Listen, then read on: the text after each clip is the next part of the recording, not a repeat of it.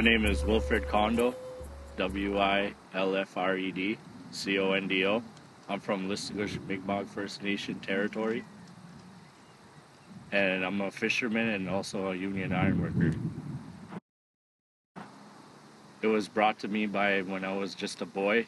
My parent, my father, my grandfather was both iron workers.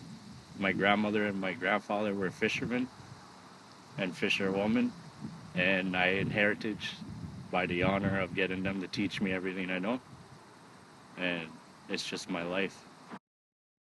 I feel like I'm connected with them because I've lost them and I connect with my ancestors. This is our tradition and I want to keep it strong. I want to because I'm young, I'm only 23 years old, and I started probably when I was like 5. I started cleaning nets, and then after that I was going on the boat, and after a while when I was 13, my grandfather purchased my first boat and I went out on my own. It's who we are, because if we don't carry on our tradition, nobody will, and it's our duty as young Indigenous people to make sure it stays strong so it doesn't die. Well, it definitely is nice to see young people from the community carrying tradition, especially our elders. They love to see that, and when we visit them and tell them what we're doing, and it reminds them of their days, because that's all they ever did. So it's really nice to see and make our community strong as whole, as young Indigenous, to carry on what they fought so hard for. I don't do sweats, but I go to powwows, and I feel like I'm connected with my ancestors. I feel so good. Well, before anything happened, we didn't see any buildings or anything, so we couldn't go to the grocery store. We couldn't, go to the meat market. We had to go in the woods and the wilderness and get it ourselves and harvest ourselves from everything between fruits, meat, fish. It's all from the land. Without it, we can't really go to the grocery store back in my ancestors' days. So I feel like I want to continue that.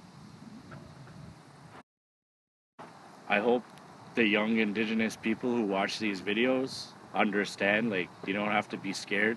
Even if you aren't brought up by the water or cultural, you could still do it. You just got to put yourself and just go for it right away, because that's who we are. I just want to see more young Indigenous people doing what I did when I was a boy. I never had any help. All my friends were away doing something else, playing. I was fishing. They would ask me, "Oh, you coming here? You coming there? You want to hang out?" I was like, "I'm busy. I gotta continue my tradition." I didn't really have a choice. My grandparents really pushed it on me, and I just fell in love with it. And that's what I do every day. Yes, definitely fishing, hunting, and I just love the water. I don't know what to say. Water is life, right? Well, there's different harvest seasons. So the fishing is the spring till the end of summer, and the hunting is fall. So we want to have both sides of the meat, fish and moose meat and deer meat or bear, whichever way. So we have food all year round off the land. A favorite fishing story? Yeah. That's probably when I was standing next to my grandparents on the boat. I was a little boy, and when I first seen my first salmon in the net and I had to grab it off, I was the most excited kid in the world. It felt so good, and that's when I knew that I wanted to be a part of it all the time. When I was a little kid, I knew I'd be a fisherman, because there was one time, those Rubbermaid bins? Well, I didn't have a boat, and I was just a boy, and I was too young to have my own boat and drive my own boat. So I sealed the holes in the Rubbermaid bin, and on high tide, I went in and started paddling around in it. And it's just what I do. You can't you could get taught it, but when you're born and you wake up, you know where your place is. You just gotta find it. You could feel it once you do it in your heart, through your brain, through your blood, everything. Oh, I've all, yeah.